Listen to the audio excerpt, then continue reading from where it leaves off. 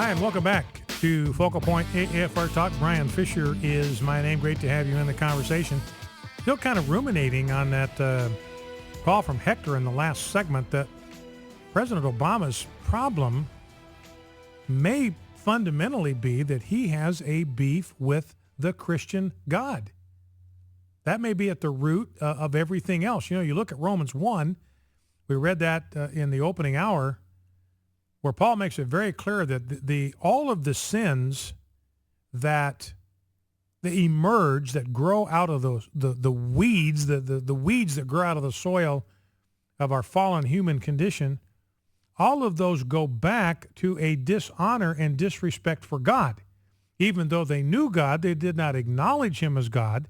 They did not honor him as God, but instead became futile in their thinking. That's the point that Paul makes. All of this goes back to knowing God, knowing the truth about God, seeing the way in which God has revealed himself to us in the universe and in nature, and suppressing that truth, holding it down, refusing to deal with it, refusing to embrace it, refusing to consider it, refusing to act on it. I mean, everything flows out of that. All of the sins, the sexual immorality, the homosexuality, the depravity of mind, all of that is sourced in one place, that is a refusal to honor God or to give him thanks, to acknowledge him. And so if that's true, then what Hector was suggesting is exactly right. Ultimately, President Obama's got a God problem. And if you look at the way he thinks of the United States, and I believe the antipathy that he carries somewhere in his heart, I think he has a visceral dislike for this country as it was founded, as it was given to us by the founders. He believes this nation is racist to the core, that it's in our DNA.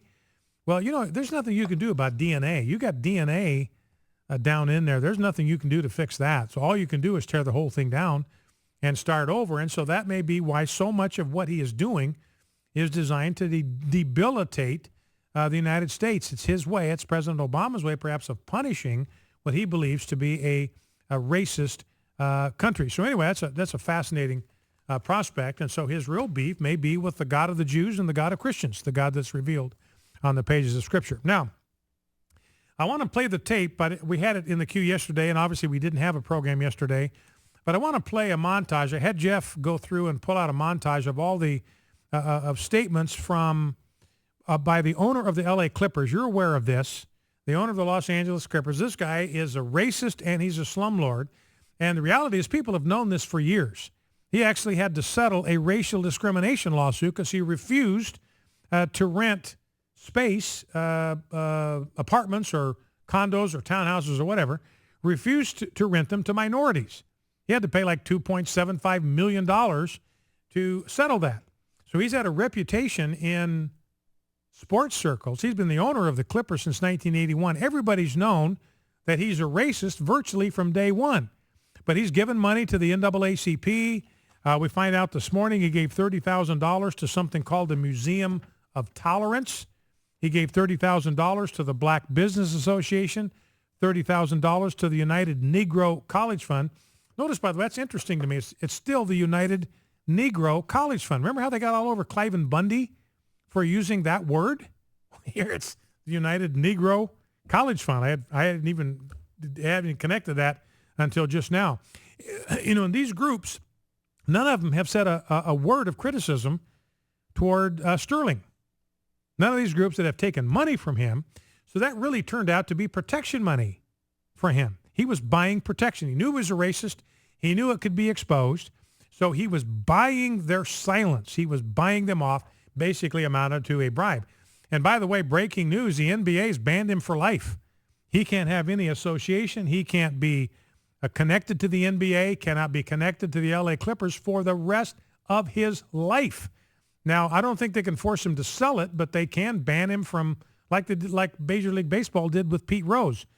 The NBA threw the book at LA Clippers owner Donald Sterling, banning him for life, fining him $2.5 million, and raising the possibility of a forced sale of the team over racist remarks he allegedly made to an ex-girlfriend that surfaced on a tape recording.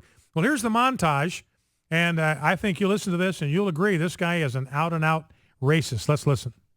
Why should you be walking publicly with black people? Why? Is there a benefit to you?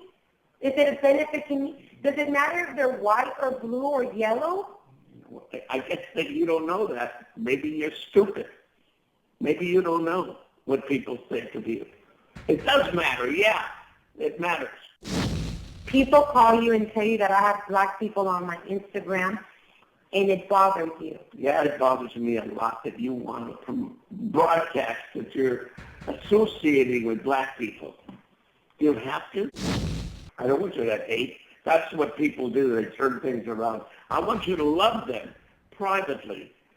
In your whole life, every day you could be with them. Every single day of your life. But not in public? But why publicize it on the Instagram and why bring it to my games? Why bring the black people to the games? How about your whole life? Every day. You could do whatever you want. You could sleep with them. You could bring them in. You could do whatever you want. The little I ask you is not to promote it on that and not to bring them to my games. There's no negativity. I love everybody. I'm just saying, in your lousy Instagrams, you don't have to have yourself walking with black people. You don't have to. If you want to, do it. You can do anything. But don't put them on an Instagram so the world has to see, so they have to call me. And don't bring them into my games, okay? So I think anybody would listen to that and say, look, that's offensive. That's beyond the pale. You could understand why the NBA would throw the book at him. Inexcusable. Now, here's the point I want to make. And by the way, everybody wants to accuse the Republicans of being the racist ones and the sexist ones. This guy's a Democrat. The only people, as far as we know, he's ever given money to are Democrats, and the only causes he's contributed to are left-wing political causes. This guy is a liberal. Now, apparently he registered as a Republican in 1998, but as far as we know, he hasn't given money to Republican candidates. Maybe some of that will surface. But we do know that he's donated to Democratic candidates and a big-time donor to liberal progressive causes. So this guy's a liberal, and he's a hardcore racist. Now, everybody wants to tag the Republican Party that way. It's the Republican Party that is, they're the racists. They're the ones that are engaging in the war on women. Well, here's a story from Breitbart.com from over the weekend about the Republican Party, the GOP, this racist and sexist political party, picking a nominee for the campaign for Utah's 4th District House seat. That's an open seat. The guy that had held it for many years, Jim Matheson, barely beat Mia Love 2 years ago by 800 votes. He's not going to run again, so this is an open seat. Good chance for a Republican pickup. And so the GOP in Utah, they got to meet and pick their candidate to run. They got a white guy that's on the ballot, a guy named Bob Fewer, and they picked instead the black woman, Mia Love. And it wasn't even close. Mia Love, a black woman, was the pick of the Republican Party over the white guy, 78-22. Why? Because if you're a conservative, what you care about is principle. You don't care about skin color. You want people who will stand for certain values, and you will support them and back them no matter what their skin color is. Back in 2.